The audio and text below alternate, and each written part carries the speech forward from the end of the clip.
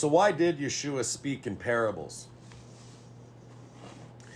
He tells us why, and I'm in Matthew 13 right now.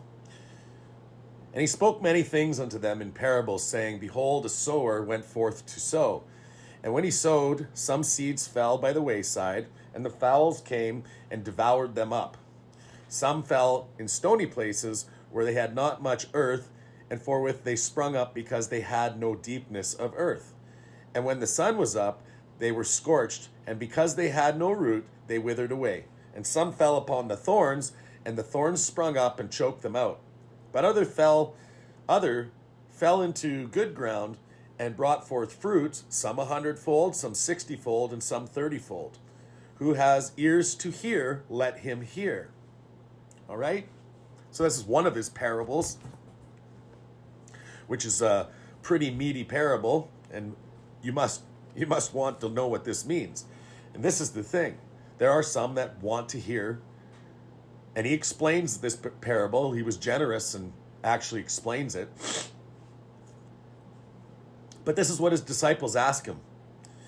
And the disciples came and said unto him, Why speakest thou unto them in parables? And he answered and said unto them, Because it is given unto you to know the mysteries of the kingdom of heaven, but to them it is not given. For whosoever has, to him shall be given, and he shall have more abundance. But whoever has not, from him shall be taken away even that he hath. Therefore speak I unto them in parables, because they seeing see not, and hearing they hear not, neither do they understand. And in them is fulfilled the prophecy of Isaiah, which says, By hearing you shall hear, and shall not understand, and seeing you shall see, and shall not perceive.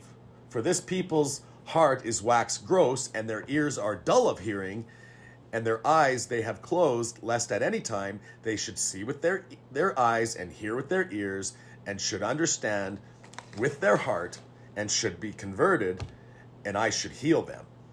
But blessed are your eyes, for they see, and your ears, for they hear.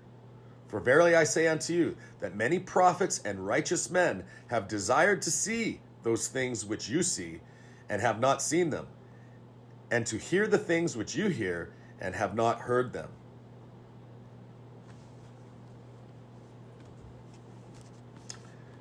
So just let that sink in. It's given unto them the mysteries of the kingdom. But these people who are dull of hearing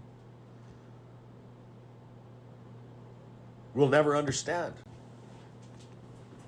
So this is like a literal choice that you have. Now he goes on to explain people being grounded in the word, or being choked out by the cares of this world, and so on and so forth. It's all about your heart. It's all about your heart. And that's why the church goes apostate in the last days. Because they're dull of hearing, they don't want to hear. And it's not given unto them. Because the very reason, he goes right away and he starts quoting Isaiah. Because he was bringing light to what all the prophets were saying. And that's why people cannot understand. One in particular, I always repeat myself, because it's relevant right now, super relevant to a certain group of people who are named as spiritual Ephraim in the last days. And they go and start doing God's feasts in a profane and unholy land, on profane and unholy days, making no difference between the profane and the holy. And this is why Ezekiel 22 and Ezekiel 44 were written. There's those who make difference, and then there's those who don't. Those who make difference are the ones that wait on the Lord until the kingdom is restored, and they're the ones that end up teaching the people about the feasts. Well, Hosea 6, or 8, I should say, verses 11 to even 13, tells you that there's a certain group of people in Ephraim, which is also where Mystery Babylon is, where Judah and Ephraim dwell together, and Judah's doing the same thing as Ephraim, and Ephraim learned this nonsense from Judah. And if you read Hosea, you'd understand that, or you should understand that. If you're not dull of hearing, then you should understand that. But this is why Yeshua wrote the unjust steward, because they're scattering God's sheep. Now, what happens to them because of their heart condition, because they looked at the great things of God's law as a strange thing? Yeah, we're supposed to do the feasts forever. That is written. But you weren't supposed to get kicked out of the land either. And that's why the restoration of the kingdom comes, and then you're supposed to wait. Blessed are those who wait on the Lord. Watch ye therefore, and wait. The patience of the saints. See, these guys are impatient, and in the end result is what happens to them.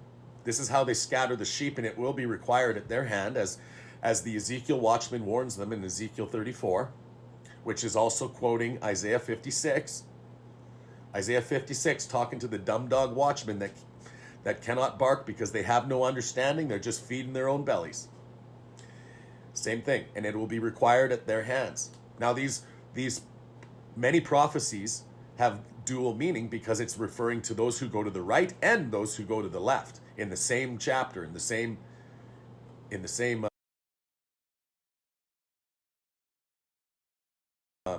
warning. And so Yeshua brings light to these things through these parables. So if you study the prophets and then study what Yeshua is talking about, and you're obeying him, his Holy Spirit of truth speaks to your heart and opens your eyes to see these things. And that's why if you read Revelation chapter 1, verse 3, it tells you, blessed are those that do the things that are written here, who read, hear, and do. Okay? Now, we're talking by the millions. Even in Judah, they don't listen to prophecy. So it's a very important piece of information in Revelation telling you that. Blessed are those who read, hear, and do the things that are in that book of prophecy. So you're going to get the hidden manna. And that hidden manna, remember, the manna from heaven is Yeshua. And if you obey him, then he brings light to everything that he said, all these dark sayings that he was bringing light to in the parables. So that's what it's talking about. And so we try to speak as plainly as we possibly can because these parables are difficult to understand. It's impossible to understand them if you don't know things in the Old Testament. So that's why it's important that you listen to Yeshua and go and love God with all your heart, soul, and mind, which means that man shall not live by bread alone, but every word that comes out of the mouth of God. So he spoke through all his holy prophets, but especially about the destruction of the end days. So he's going to raise up watchmen to warn the people, and the people don't even know this is going on. Some do.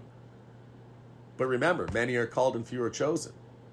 And the presumptuous sins of Ephraim, his servants, they were called to be servants. That's why they're dumb dogs that cannot bark because they have no understanding, and then they end up scattering the sheep rather than gathering them because of what? They start to become the calendar police, the word police, the feast police, telling people they have to do the feast and they can't even